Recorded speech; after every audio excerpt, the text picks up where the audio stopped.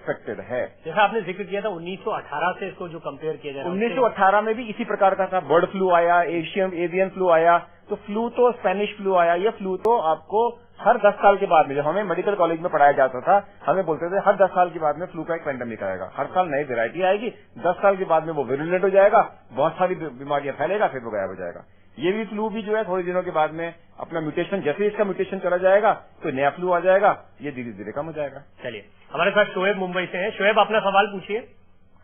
हाँ सर जी, मेरी एक सिस्टर है और जो दिल्ली नोएडा में रहती है, और उनको 3-4 दिन पहले ऐसी नॉर्मली फीवर था, और फिर उसके बाद जो है उनको सर्दी जुकाम हो गया। फिर उन्होंने ऐसी अपने एरिया के डॉक्टर से कॉल लिया, और अभी 2 दिन से उनको गले में बहुत ज्यादा जो है दर्द हो रहा है, ऐसा जलन होती है।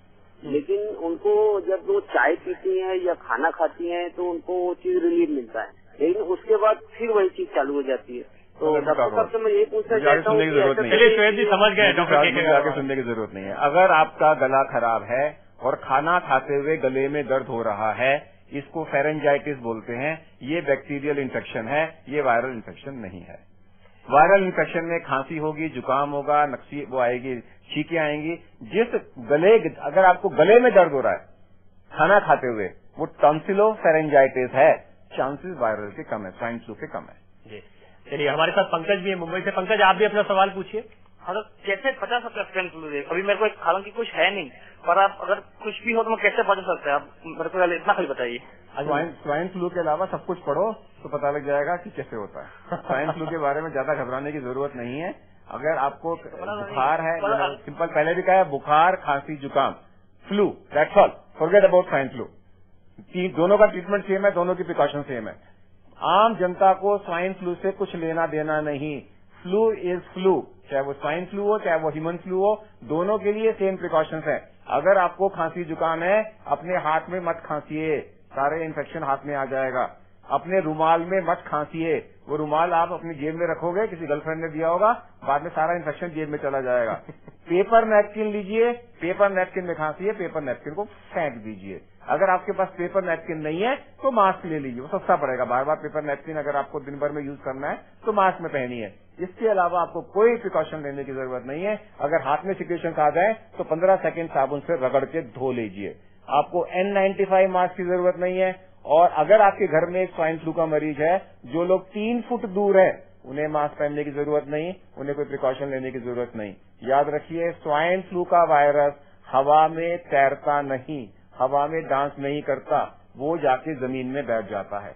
अगर आपने खांसा टेबल के ऊपर में, तो टेबल के ऊपर के अंदर में जो है इन्फेक्शन हो जाएगा, उसको आप ब्लीचिंग पाउडर से या सेवलॉन से अच्छे से साफ कर दें।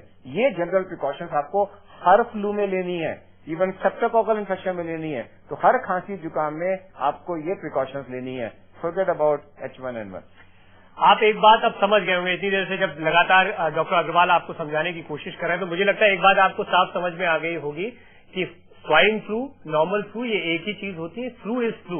आपने सर्दी जुकाम या बुखार के बारे में अपनी जिंदगी में शायद कभी इतना नहीं सोचा होगा जब तक इसे स्वाइन फ्लू नाम नहीं दिया गया था। अब इसका नाम स्वाइन फ्लू आ रहा है, या इससे जुड़ी मौतों की खबरें जब आप तक पहुंचेगी, मौत बुखार से, सर्दी जुकाम से भी होती है, और इनके मामले जब सामने आ रहे हैं तो आपके अंदर ये दहशत बढ़ती जाएगी। आपने प्रिकॉशन का जिक्र किया, खासतौर पर मास्क का। हम देख रहे हैं अभी जितने पब्लिक प्लेसेस में लोग जा रहे हैं, या फिर एक प्रिकॉशन ये कही जा रही है कि पब्लिक प्लेसेस में मत जाइए, स्कूल में आप मत जाइए, बसों में जो ट्रेवल करते हैं वो घबराए हुए हैं, और मास्क ये मास्क कितनी प्रिकॉशन देता है? मास्क क्या करेगा? अगर किसी को खांसी जुकाम नहीं है तो मास्क क्या करेगा? लेट द कंडक्टर डिसाइड बस के अंदर में कि जिसको खांसी जुकाम है बस में ना चढ़ने दे, बाकी आदमी क्या करेंगे? There has to be a system. तो सिस्टम हैज टू बी कि आपको अगर खांसी जुकाम है तो आप भीड़ भाड़ इलाके में नहीं जा सकते। एक आदमी के चक्कर में 99 लोग बैठे मास्क लेके थोड़ी बैठेंगे। और अगर जिसको खांसी जुकाम है, मान लीजिए एक ट्रेन के अंदर में खांसी जुकाम आ गया, उसको 3 फुट दूर जाके बिठा दो, बीमारी नहीं फैलेगी। अगर बस के अंदर में है, बस के अंदर में उसको 3 फुट दूर बिठा दो, खांसी जुकाम है, आप लोग आगे आ जाओ, बीमारी नहीं फैलेगी। पैनिक करने की क्या जरूरत है? आम फ्लू के मुकाबले ज्यादा तेजी से फैलता है ये? सेम है, कोई डिफरेंस नहीं है। आम फ्लू और इस फ्लू में कोई डिफरेंस नहीं as far as spreading is concern. रुमाल हम देख रहे हैं बांध कर कुछ लोग घूम, आप रुमाल लेके बांध लोगे, फिर क्या करो? रुमाल फेंकोगे क्या? आप थोड़ी देर बाद में वो रुमाल निकाल के जेब में डाल दोगे, सारे बैक्टीरिया वायरसेस आपने जेब के अंदर में ले लिए। अगली बार जेब में हाथ डालोगे, हाथ में आ गया, किसी से हाथ मिलाओगे उसको दे दोगे। ये वायरस तो 4 घंटे से लेके 1 दिन तक जिंदा रह सकता है। तो रुमाल क्या करेगा? डिस्पोजेबल रुमाल चाहिए। आप रुमाल हमेशा लोगों के सेंटीमेंट्स होते हैं और रुमाल फेंकते नहीं है कभी भी, तो रुमाल कहाँ करोगे आप? या तो ये रुमाल बांधे रखो और बांधने के बाद में घर ले जाके उसको आप धोइए अच्छे से, गर्म पानी में डालिए तो बात अलग है। ज्यादातर लोग क्या करते हैं, यहाँ रुमाल बांधेंगे, निकाल के जेब में डाल देंगे। जेब में डालोगे तो इन्फेक्शन जेब में ले जा रहे हो ना आप। तो जो भी चीज डिस्पोजेबल नहीं है उसका इस्तेमाल नहीं करना।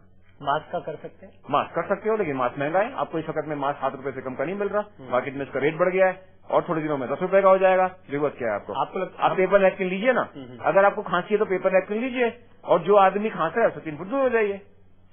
ये एक तो आपको अगर खांसी है, आपको अगर जुकाम है तो आप ये चीजें, किसी और को है तो भी ये आपको प्रोटेक्ट करते हैं उतना करेगा। अगर आप 3 फुट के दायरे में जाओगे तो, अगर 3 फुट के दायरे में नहीं रहोगे तो नहीं होगा।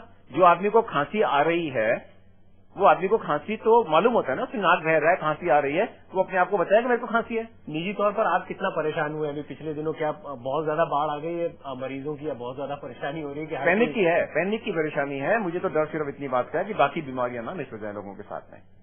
जी, कोशिश करें कि आप स्वाइन फ्लू के चक्कर में, स्वाइन फ्लू का हुआ इतना हो गया है कि आप कई और बड़ी बीमारियों को नजरअंदाज कर रहे हैं। स्वाइन फ्लू उतना खतरनाक नहीं है जितना आप सोच रहे हैं, या जितना हुआ इसके बारे में बना दिया गया। डॉक्टर के अग्रवाल, बहुत शुक्रिया आपका इस पूरी बातचीत के लिए, और लगातार हमारे साथ बने